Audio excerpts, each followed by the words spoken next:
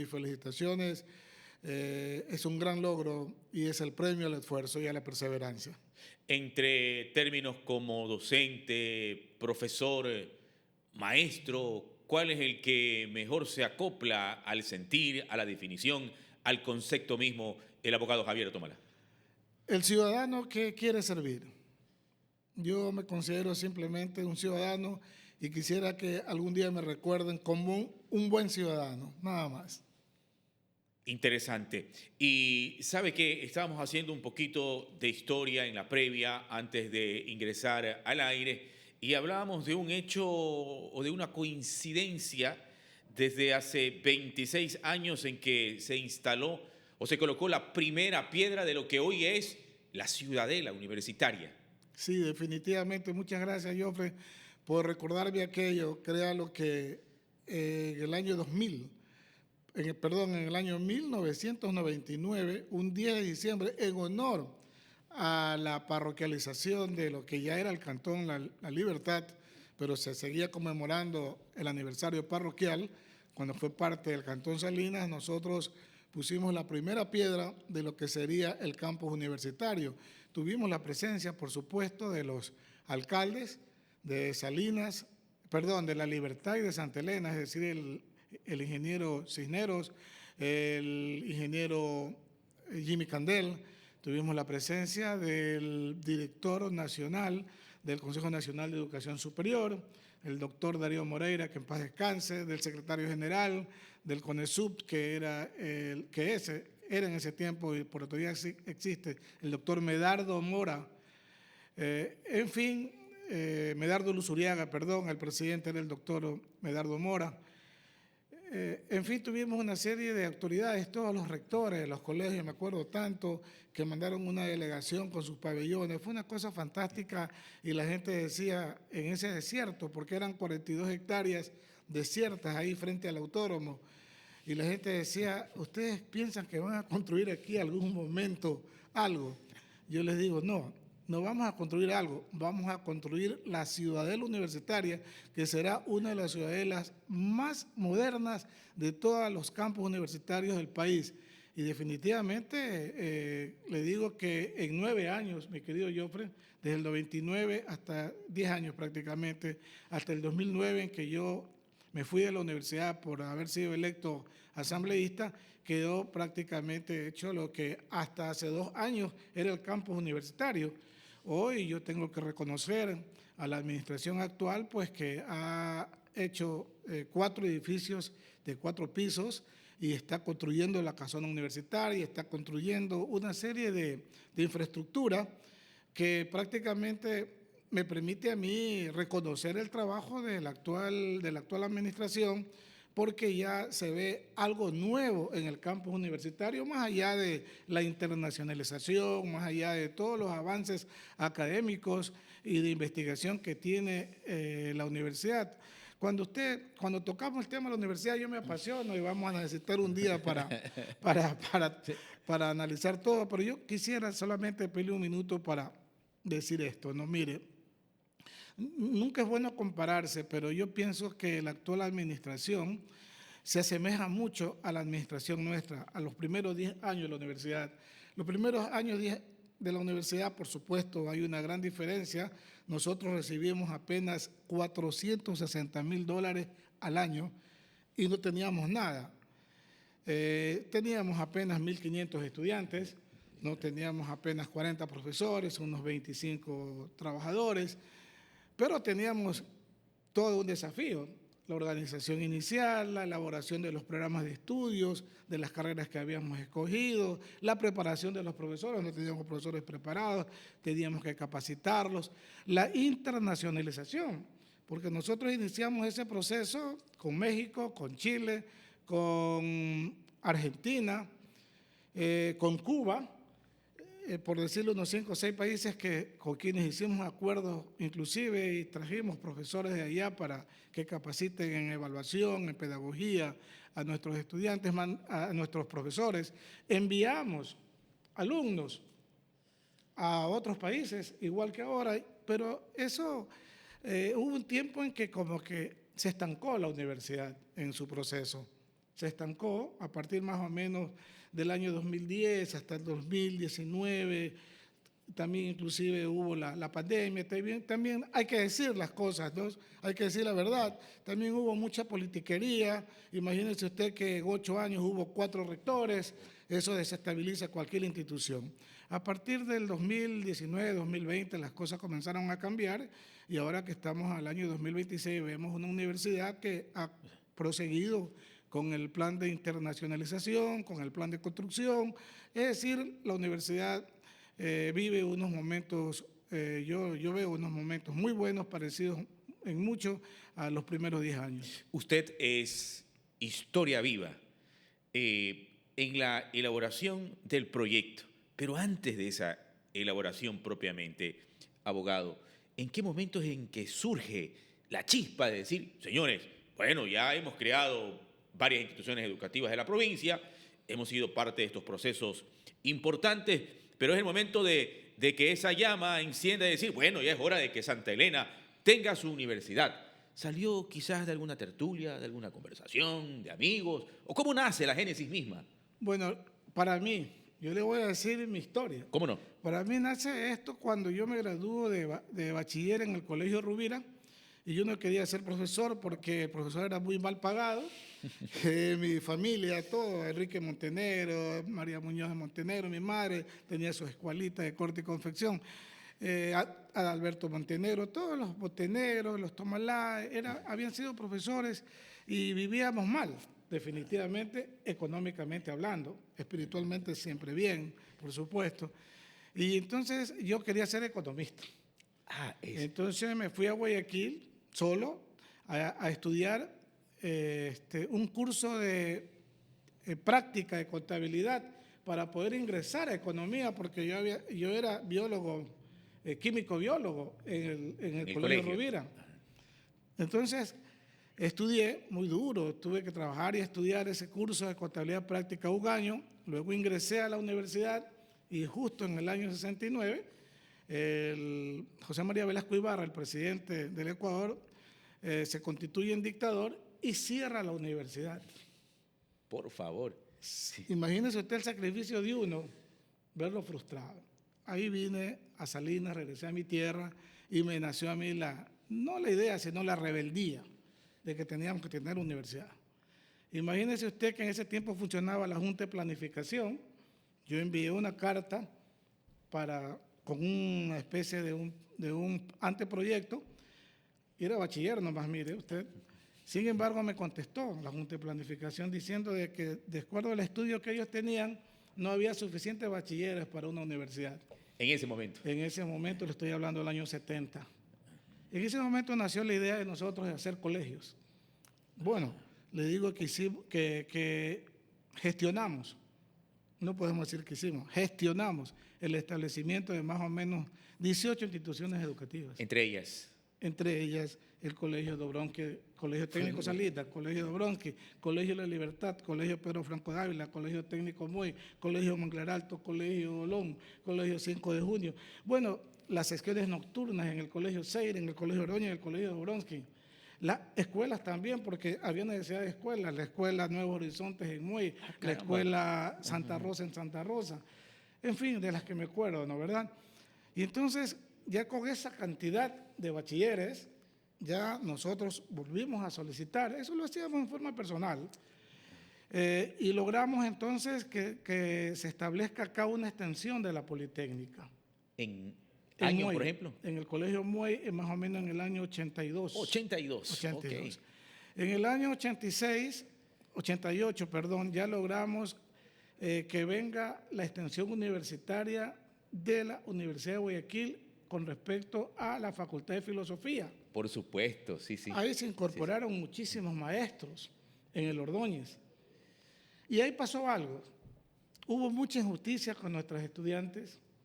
Hubo algo inclusive que podríamos rayar en la corrupción, mucha presión a nuestros estudiantes para pasarlos de años.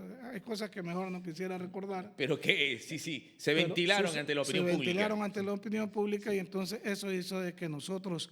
¿Otro motivo más? Motivo para constituir un comité un comité de gestión constituimos un comité de gestión con la compañera Carmen Lai, que en ese tiempo era concejal alterna, había sido concejal alterna en mi tiempo de Gonzalo Chávez Uquí, y yo a él la había conocido a ella, ¿no? Yo fui concejal en el año 84-88. Y con Miguel Pazmiño, que era un doctor, que era un activista social muy fuerte. Escogimos así a las personas, el abogado Pedro Reyes Laides, que era un magnífico maestro, Sí, señor. un maestro de maestros, el ingeniero Juan Montenegro, que había sido rector del Colegio de Obronsky, se me escapa, Ángel Rubio, que era Don Angelito presidente Rubio, sí. de los artesanos. Sí, sí, sí. Ese grupo, ese equipo y la arquitecta Carmita Lai, también la hija de doña Carmen Lai, con ellos hicimos un comité de gestión. Carmen Lai fue presidenta, yo fui el director ejecutivo, elaboramos el proyecto, luego conseguimos que el municipio de Santa Elena, pague los estudios, porque los estudios eran una cosa muy seria, ¿no? Y así fue como se consiguió la Universidad Estatal Península de Santa Elena. Este rato la gente ya nos sigue, ya nos observa a través de nuestra cuenta Amor TV y en la cuenta oficial de Radio Amor S. Estamos aquí ingresando, observando el en vivo precisamente con nuestro invitado, el abogado Javier Tomala Montenegro. Vamos a ir a invitar a nuestros seguidores para que sigan la entrevista a esta hora de la mañana en el en vivo. Aquí estamos ya nosotros observando precisamente la proyección de la misma. Otto Montenegro Muñoz, gracias, muy gentil a la gente que se conecta, a la gente que se suma, que se adhiere a esta transmisión. ¿Quiénes fueron pilares fundamentales o autoridades de gobierno en aquel entonces que dijeron, mira Javier, mira Carmita, mira Miguel, mira Juan, ustedes tienen razón, cuenten desde ya con mi apoyo desinteresado para la creación de la universidad? Definitivamente fue el que era presidente en ese tiempo, se me va el nombre, y que luego fue presidente del Congreso y que luego fue presidente de la República. Estuvo en el interenazgo el doctor Fabián Alarcón. Fabián Alarcón, mire cómo se me va el nombre. Él jugó un papel preponderante porque con Cecilia Calderón de Castro, nosotros en ese tiempo estábamos con el FRA, con Carmen León, y el que le habla estuvimos en el FRA apoyando a Cecilia Calderón. Me pareció una persona muy sincera, una política muy buena, nacida de un padre que había sido asesinado.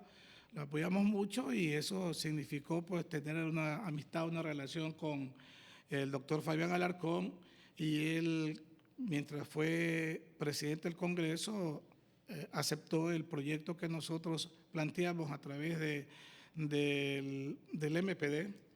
En ese tiempo ellos son los que gestionaban los asuntos educativos dentro del Congreso.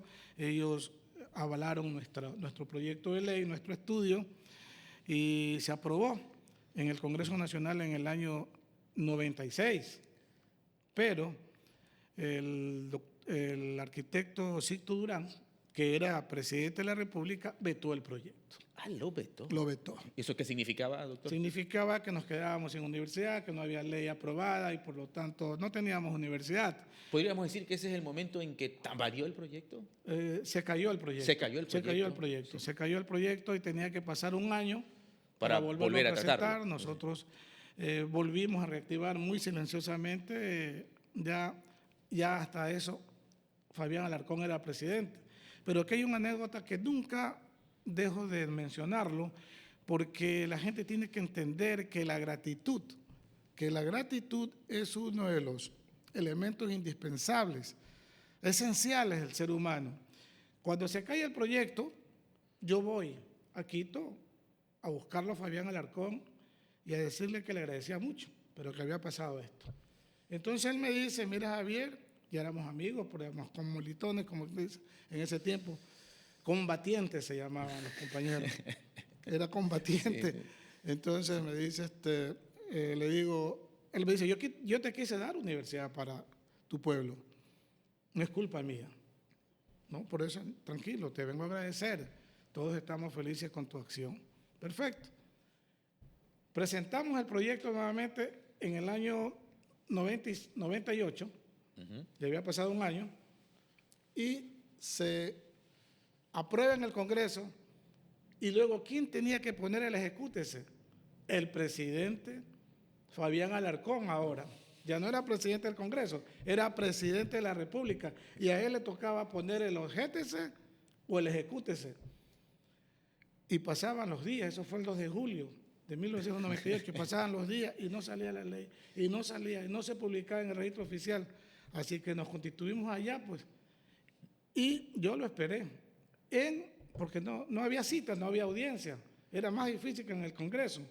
Entonces, un amigo que era asesor de él me dice, mire, él llega a tal hora, espéralo abajo. Lo esperé en la entrada del garaje. Y ahí él llegaba, me acuerdo, de un carro azul, Mercedes-Benz. Me vio, paró el chofer del carro, bajó el vidrio. ¿Y qué haces aquí? Lo ando buscando, ya tengo 2 días, le digo, presidente. ¿Y qué te sucede? Me sucede que en su despacho está, para el ejecútese la ley que usted dijo que quería que las peninsulares tengamos universidad. Seguro está. El economista Recalde, ya me acordé del nombre, el economista Recalde, su asesor, sabe de esto. Subió, bueno, a los 2 días. El ejecútese. El ejecútese, y el 22 de julio se publicó en el registro oficial, y ahí sí, ya teníamos universidad. En el sentimiento, el sentir en ese momento. ¿Cuándo se enteró de la noticia? Yo estaba en Quito. No, yo estuve en Quito hasta que haciendo trinchera allá. Hasta que se expidió. Hasta que se expidió y salió de la imprenta, del registro oficial, la ley.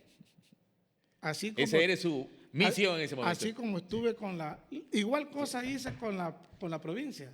Igual cosa hice, porque ya con lo que nos había pasado, con la ley, con la universidad, con la provincia podía pasar lo mismo. O sea, seguramente, abogado, se dilataba o no se firmaba o se cayó en un momento el proyecto, seguramente también por las propias fuerzas que no querían que nosotros nos convirtamos en provincia. Definitivamente, acuérdense que el proyecto de la provincialización se cayó en junio. En junio del 2007 se cayó.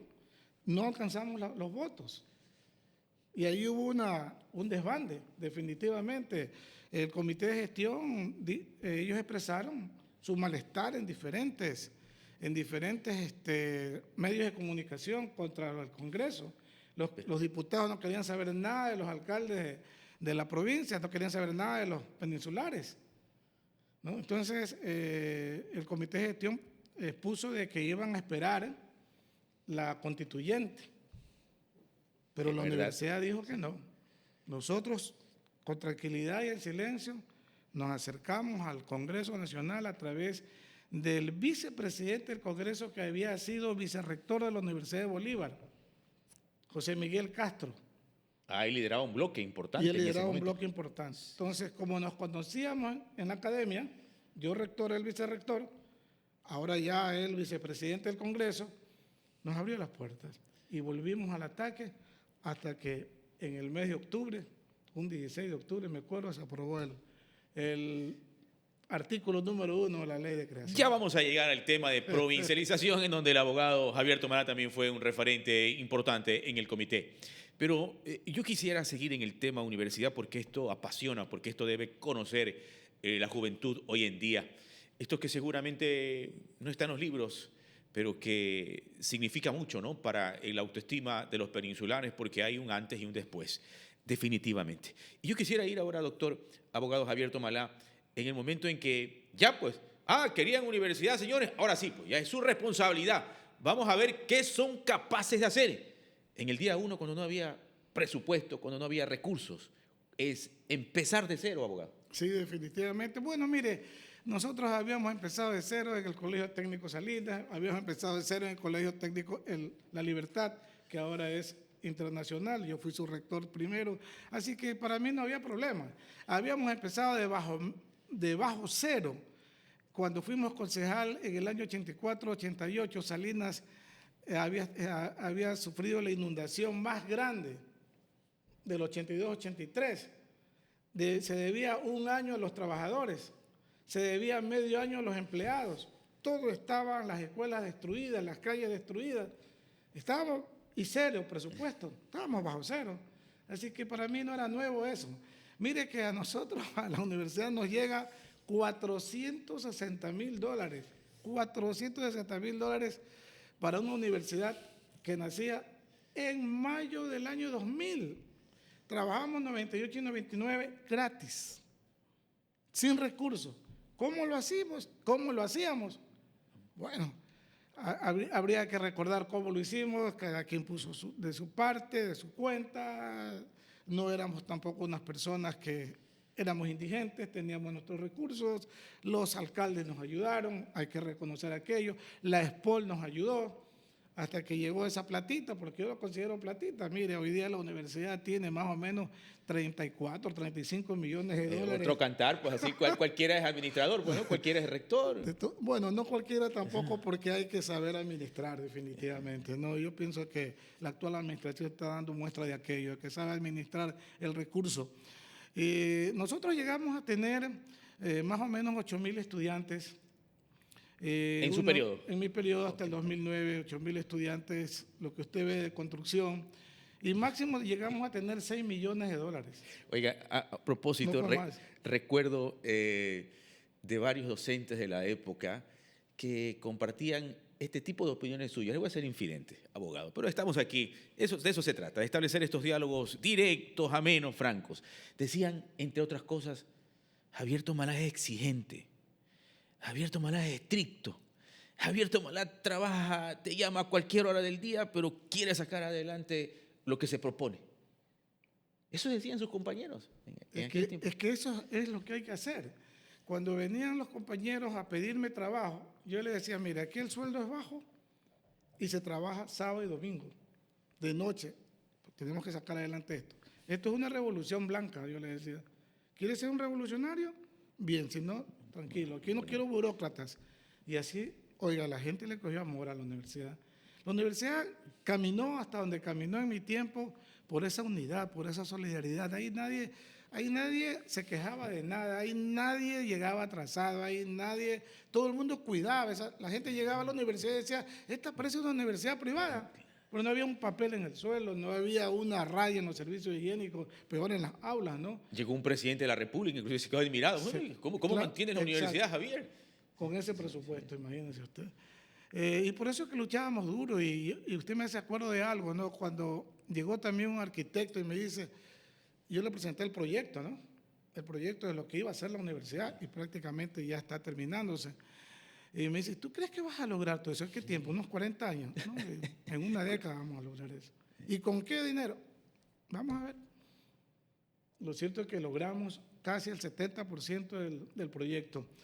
En la parte que se me quedó fue la parte donde iba a ser el hospital universitario, porque el hospital universitario iba a ser la base para la Facultad de Medicina, y el gran estadio y el gran coliseo. En su época ya tenía en mente un hospital universitario. Ahí en las 2 hectáreas que quedaron sin cercar, y que luego por un error jurídico de la administración del año 2015, creo, en la universidad, plantearon a la municipalidad un juicio de prescripción adquisitiva de dominio. Sí. Usted sabe que el juicio de prescripción adquisitiva de dominio se plantea cuando uno está en algo que no es de uno. Pero eso era de la universidad, con todos los documentos. Por supuesto, no había escritura extendida por el municipio, porque de eso no quisiera hablar mejor. Porque hubo una autoridad que en un momento dijo, no, con 7 hectáreas es suficiente, con 10 hectáreas es suficiente. Entonces hubo un enfrentamiento legal que nosotros ganamos en ese tiempo en el Tribunal Constitucional. Con eso era suficiente. Pero hicieron esa acción jurídica equivocada, y entonces el juez dijo, bueno, se da donde está ocupado. Eso de allá no tiene ni cerca, por supuesto, eso entonces es de la Municipalidad de La Libertad.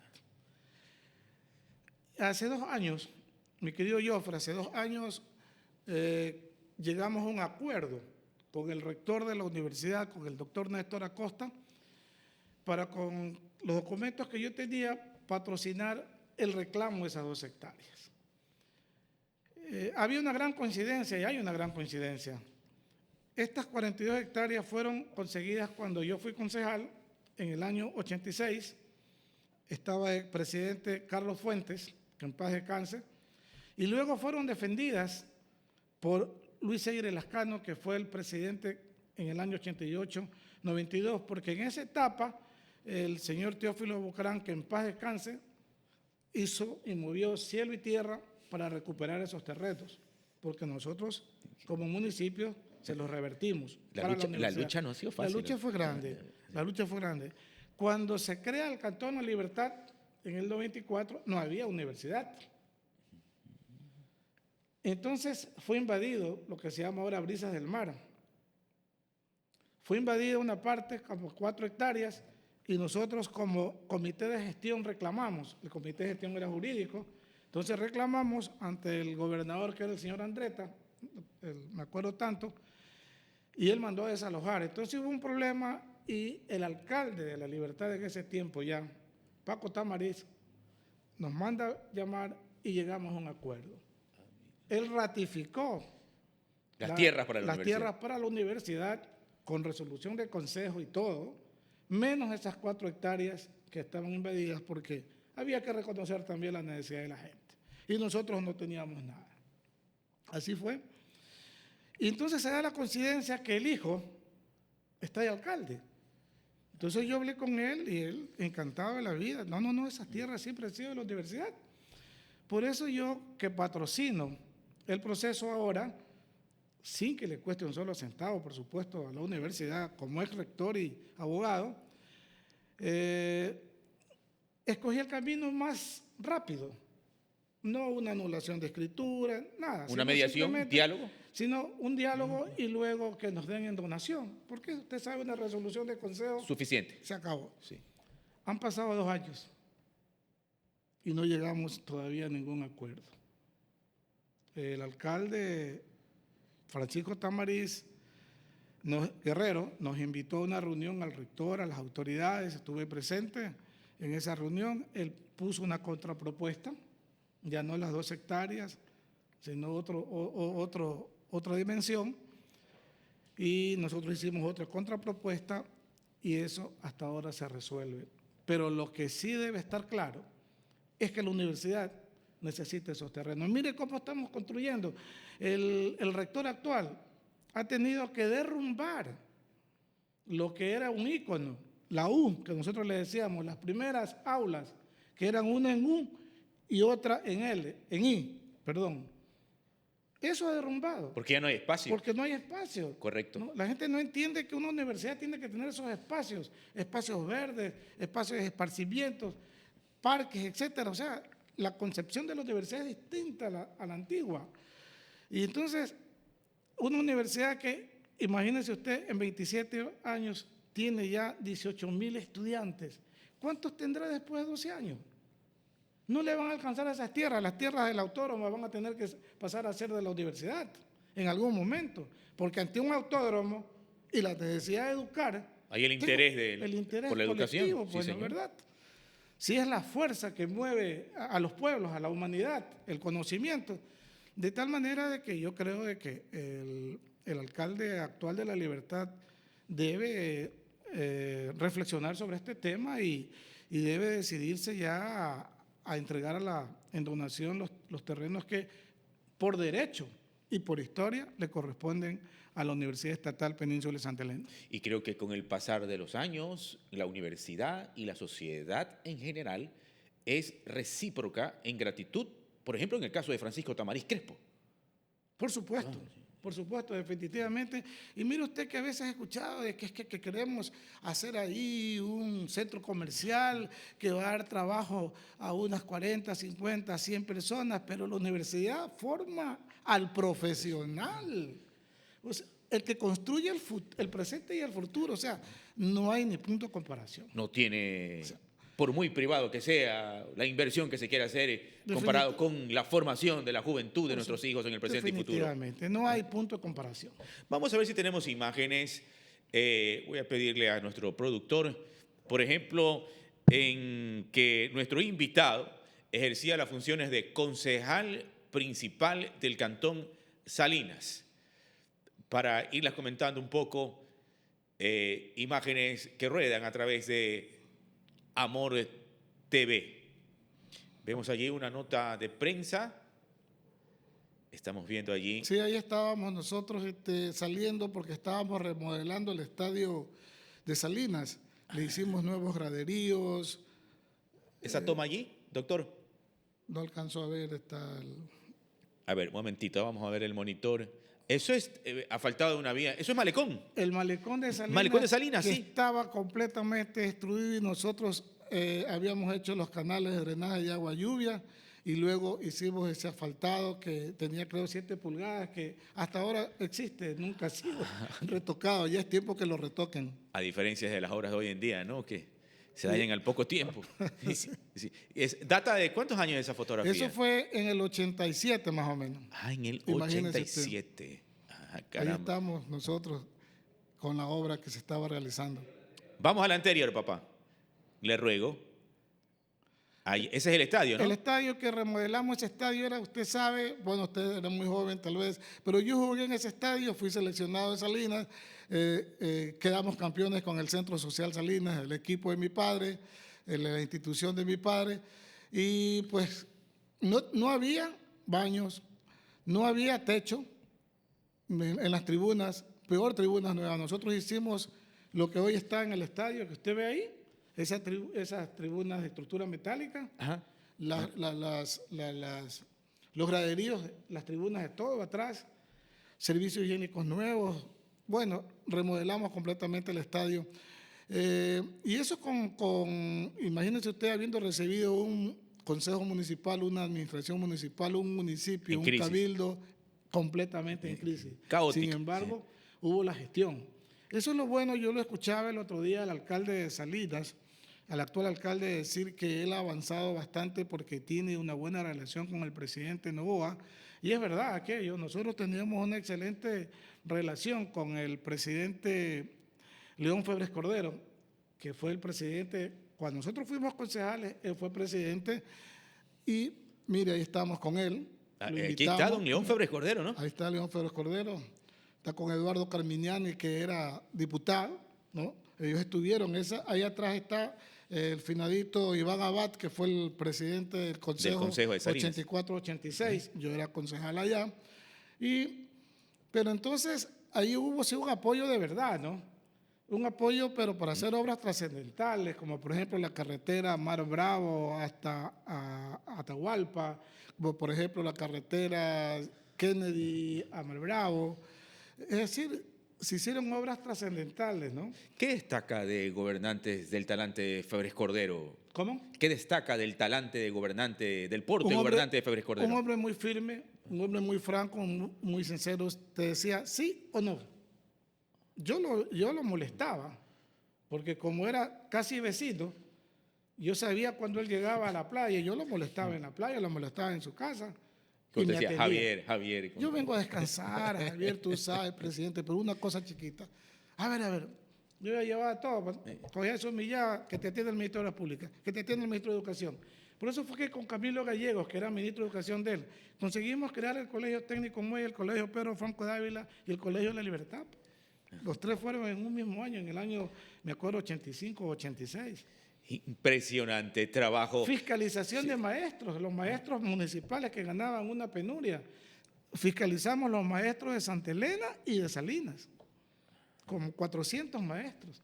Imagínese usted todo eso. Fueron obras trascendentales. Oiga, don Javier, y permítame que le consulte esto, que seguramente quedará para la posteridad.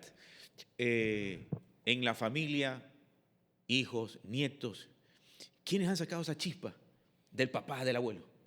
Bueno, todos. Definitivamente todos. Usted conoció a José Javier. José Javier. Pues, ahora lo que pasa es que mis hijos han salido muy sensibles ante la política electoral, ¿no? Porque se han dado cuenta que el abuelo de ellos, o sea, mi padre tenía razón. Mi padre nunca quiso ser político electoral. Él fue un servidor toda la vida, un hombre que formó instituciones, así como yo, que Cuerpo de Bomberos, Liga Deportiva, todo eso. En las actas está que él fue uno de los fundadores, pero él nunca quiso ser. Yo sí quise ser, siguiendo la historia de los Montenegro, porque César Montenegro había sido presidente, Dagoberto Montenegro igual. Grandes Entonces, maestros. Sí. siguiendo esa línea, y el único de mis hijos fue José Javier.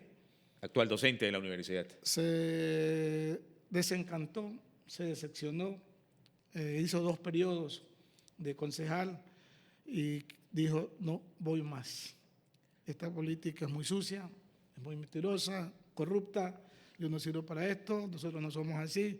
Así que volvió a la universidad, porque él era profesor en la universidad, estaba con permiso, y ahora está director de carrera de administración de empresas.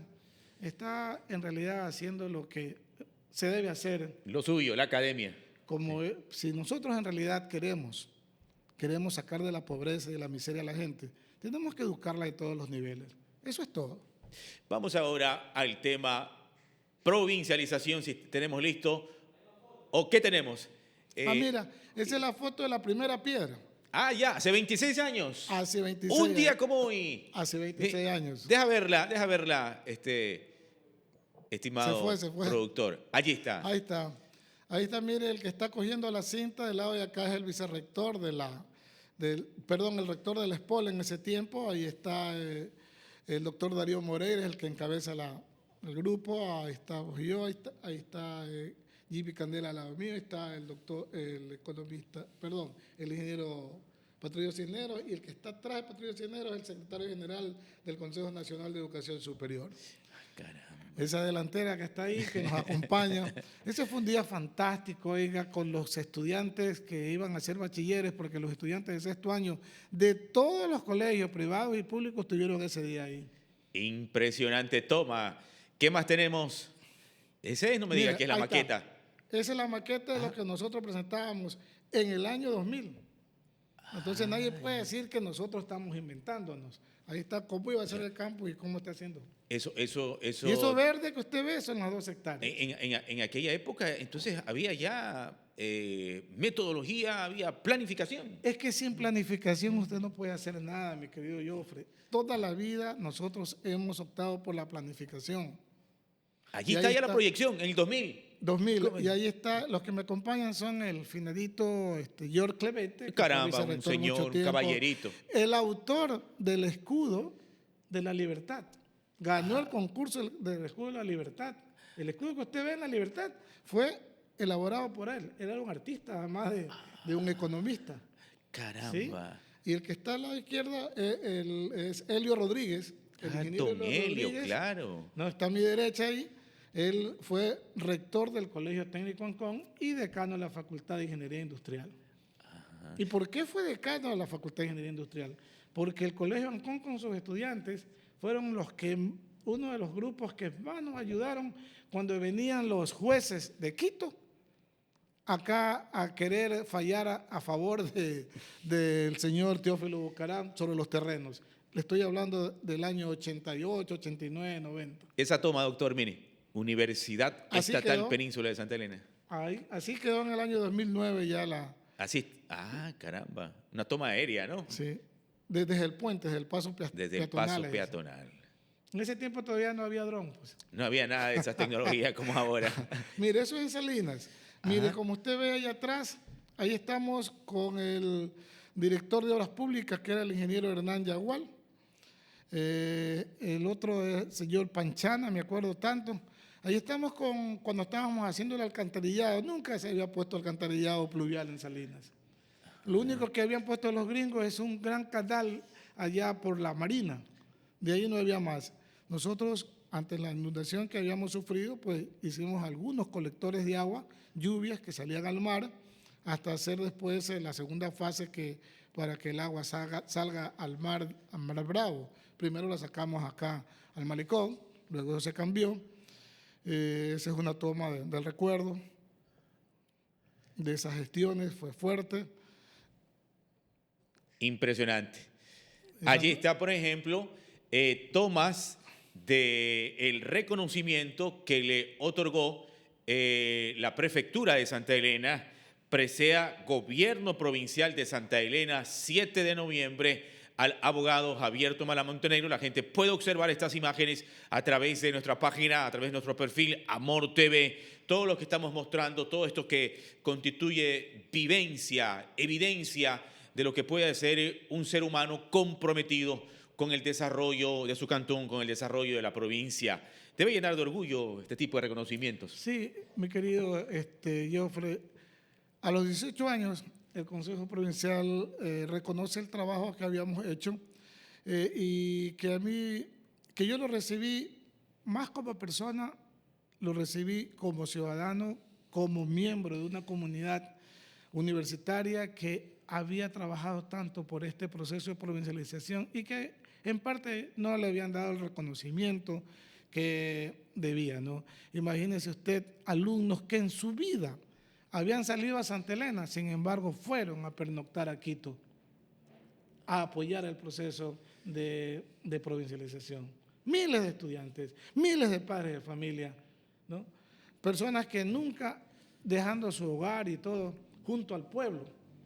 Fue un movimiento, la provincialización no se hace por un comité de gestión, no se hace por la universidad, la provincialización se hace por la fuerza de un pueblo unido, de un gran pueblo unido que permitió entonces que los líderes allá en Quito, pues, ahí ve. Mire esas imágenes, pues, abogado. Ahí están las imágenes, ahí está las banderas de Santa Elena, ahí está la bandera de la UPSE. ¿Y esa mancha blanca que se ve allí? Esa mancha blanca. Es la UPSE. Ah, es la Son todos los UPSE. estudiantes de la UPSE. Sí. Imagínese usted. Entonces, ¿cómo se puede negar aquello? ¿Hay audio?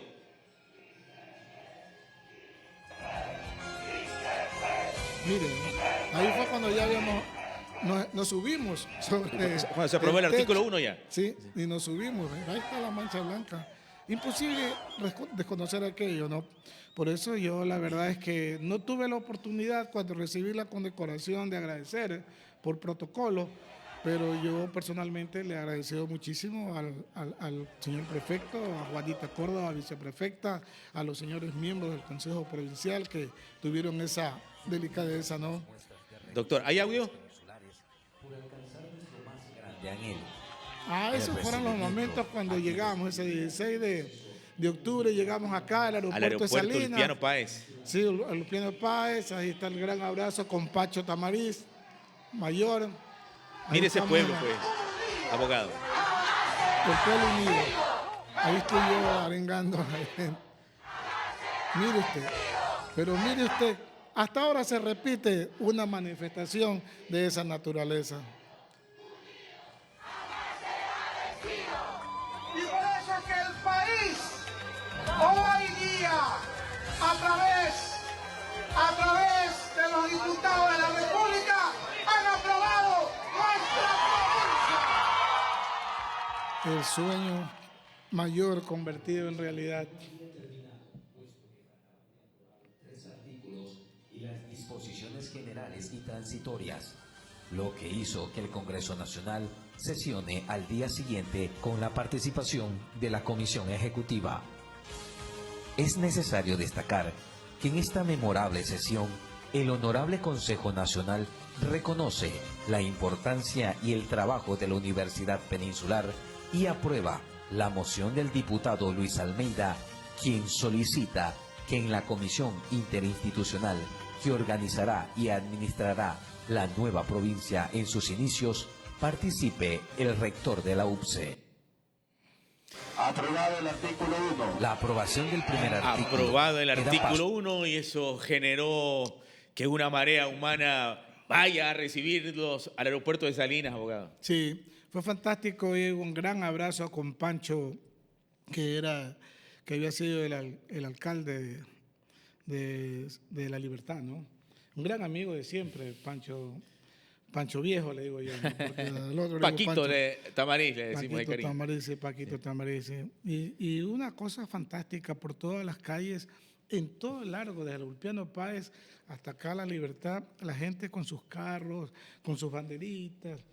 No, fue una cosa fantástica, esa fuerza, esa energía es la que hasta cierto punto se ha perdido, mi querido Joffre, porque si hubiésemos continuado con esa energía, esta provincia, a estas alturas, fuera una de las mejores provincias del país.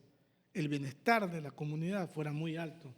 Sin embargo, ahora somos la segunda provincia más pobre del país y la primera en desnutrición infantil. ¿A qué se debe eso? A la falta de unidad, porque todos son capaces. Todos los líderes que llegan de una u otra manera tienen su capacidad, su experiencia, su formación, su preparación. Su buena voluntad, por último. Yo no quiero ni pensar mal, pero lo que sí está mal es que cada quien trabaja por su cuenta. Y en ese momento dejan de lado lo que es la provincia de Santa Elena, lo que fue, lo que demostró el pueblo que es una unidad monolítica en donde todos sus líderes a todo nivel deben unirse para trabajar bajo una planificación, como usted hablaba hace un momento. Nosotros apenas entramos a la comisión interinstitucional, pusimos de manifiesto y reestructuramos el plan de desarrollo que había elaborado la universidad para la península de Santa Elena en ese tiempo.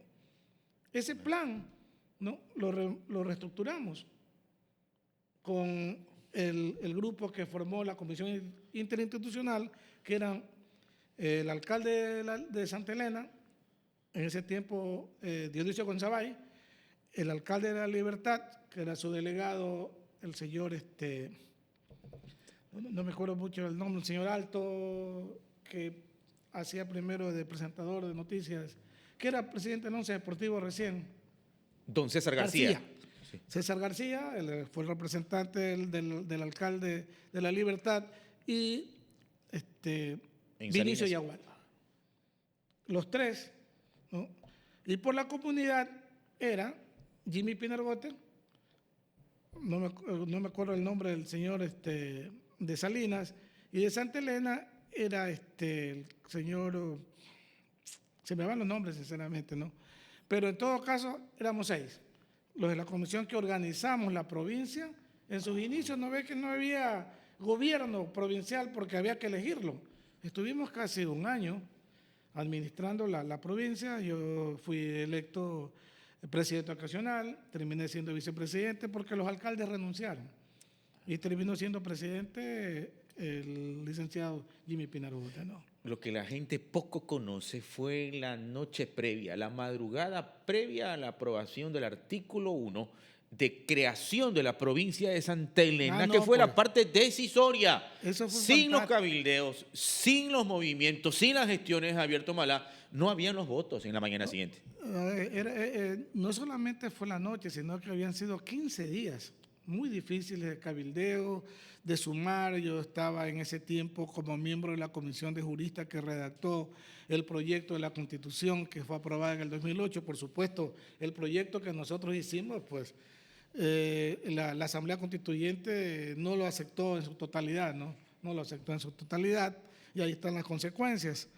Se hizo más político que otra cosa, pero en todo caso yo estaba allá, tenía los contactos y tuvimos algunas reuniones con diferentes bloques. Yo vivía en el Hilton Colón porque lo pagaba el Consejo Nacional de Educación Superior y el gobierno nos pagaban eso a los juristas que estábamos redactando ese borrador. Y ahí arrendé yo me acuerdo tanto, creo que era el 15º piso, donde había un salón muy bonito, muy grande, y ahí nos reuníamos con estos líderes de las diferentes bancadas, gracias a la coordinación del vicepresidente del Congreso. Por eso es que yo digo, si hay alguna persona a quien todavía no se le reconoce los méritos, ya está fallecido lamentablemente, pero puede ser post-mortem, es al doctor José Miguel Castro Guillén. Él fue la persona, José Miguel Castro Mancero. Clave. Él fue la persona clave definitivamente, ¿no? Se consiguieron muchos votos. Y la noche de la que usted habla, esa sí que fue fantástica y siempre me la recuerdo porque fue con el ministro de Gobierno en ese tiempo, Gustavo Larrea. El presidente de la República, Rafael Correa, le había ordenado a Gustavo Larrea que confirme si había los votos o no, si no, se suspendía, porque al día siguiente era. Entonces estábamos ahí me acuerdo que estaba algunos compañeros del comité de gestión. Yo nunca fui del comité de gestión. La universidad se formó como una comisión ejecutiva porque después que se cae el proyecto, el comité de gestión conforma una comisión ejecutiva y ahí entra la gente de la universidad en esa comisión ejecutiva. Entró, me acuerdo, Jimmy Candela, entró Alamir Álvarez, Otto Vera, José Javier, quien le habla, Hilda Díaz, ¿no? De los que me acuerdo, el economista Castillo. Todos ellos entramos ya a hacer una sola con el comité de gestión para trabajar en el mes de septiembre y octubre el tema, ¿no? A reiniciar el proceso, ¿no? Y esa noche, pues, yo decía, tenemos listos los votos del PRIAN. ¿Con quién hablaron? Con fulano de tal. Por favor, el teléfono. El mismo ministro llamaba para saber si era verdad. Para confirmar en ese momento. Para confirmar el tema. Y no se podía conseguir a la gente inmediatamente, pues no. Eran las 2 de la mañana y todavía no teníamos la mayoría de los votos confirmados porque no se encontraban a las personas o decían, sí, pero déjame hablar, usted sabe. Sí, señor. El tirijala. Sí. Y ya, pues entonces el ministro dice, vámonos tomándonos un whiskycito para pasar, pero hay cámara aquí, ¿no? En tazas de café tomamos un whiskycito. Para superar los nervios y la responsabilidad que tenían en ese Era momento. una cosa terrible, pero bueno, sí se consiguieron los votos al día siguiente y todo fue, gracias a Dios somos provincia. Abogado, la universidad debe ser la voz cantante ante la serie de problemas existentes en la sociedad. Definitivamente en el país. A mí me da mucha pena, la academia está muy apagada, está muy silenciada, ¿no? Es la academia la que tiene que participar definitivamente en este proceso que sabemos muy bien que no va a haber fórmula de mediación. O media la religión, ¿no? La curia, o media la academia. Que son las reservas morales que tenemos hoy en día, que hay credibilidad. Así es, a nivel nacional. Si no, esto no va a seguir. Podemos hablar sobre ese tema nacional más adelante. Le hago nomás una referencia. Por ejemplo, en la provincia de Santa Elena, ¿cómo es posible que los gobiernos autónomos descentralizados, llámese Consejo Provincial, llámese GAT cantonales, llámese Gobernación con todas sus dependencias, no trabajen unidos a la universidad, que es donde está el conocimiento, que es de donde puede salir la planificación, que es donde puede salir la instrucción efectiva? ¿Por qué no lo hacen? Entonces, cuando nosotros estábamos en la universidad, yo me acuerdo que a muchos alcaldes no les gustaba. Nos decían que éramos metidos, que eso no nos correspondía. Pero yo les sacaba la ley, pues. La ley dice bien clarito, es que tiene la universidad que participar en la solución de los problemas locales. Y si tengo un problema local, como por ejemplo en ese tiempo que quisieron subir el peaje, en ese tiempo, estoy hablando del año 96 creo, no me acuerdo bien cuándo fue, no, estoy hablando mal, 2006, 2007, que era prefecto Nicolás Lapetti, acuérdense que quisieron subir el peaje, la universidad se movió, pero ahí estuvieron los alcaldes ayudando. Cuando quisimos hacer la autopista, a la final se consiguió la ampliación, pero estuvimos unidos, las fuerzas vivas a través de la Junta Cívica, las tres alcaldías. No teníamos en ese tiempo prefectura. Yo no sé por qué no se unen ahora a la universidad o la universidad se une a ellos para poder sacar adelante esta provincia. Imagínense usted, somos una de las provincias más inseguras del país y posiblemente Libertad va a llegar a ser el cantón más violento de Latinoamérica. Eso no puede ser, no podemos seguir así. Hay que unirse. ¿Cuál es el mensaje? ¿Cómo debería ser el profesional hoy en día que busca no solamente una plaza de trabajo, sino que busca dentro de esa formación integral evitar una serie de males como delincuencia, una serie de males como extorsión, como vacunas, sino un profesional íntegro capaz de cambiar la realidad actual? Tiene que ser definitivamente un profesional comprometido con su pueblo, comprometido con su comunidad. lamentablemente hay una inercia a nivel mundial en que está reinando el individualismo. Con tal de que a mí no me pase nada, no me importa, dice la gente. Yo hago el muro de mi casa alto y no me roban. Le pongo cerca eléctrica y no me roban.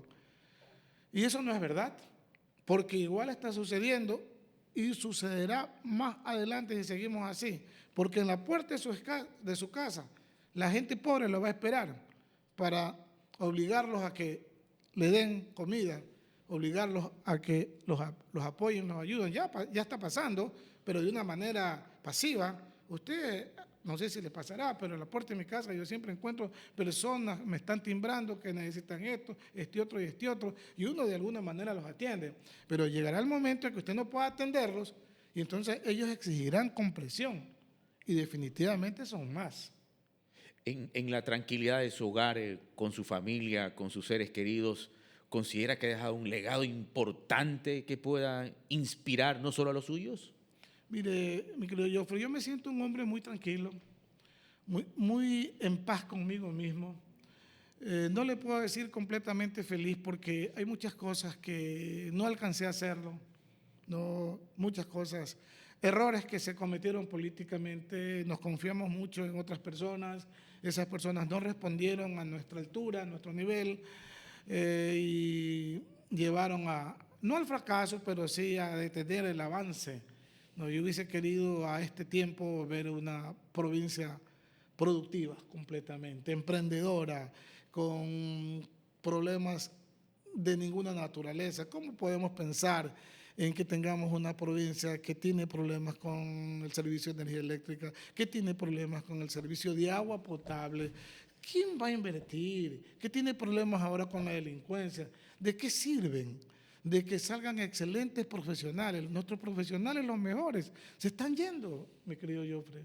Se están yendo a Cuenca, se están yendo a Quito, se están yendo a Estados Unidos, se están yendo a España.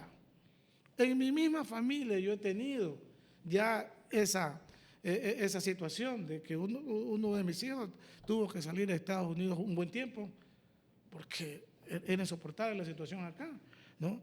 La falta de espacio, la falta de apoyo al emprendimiento.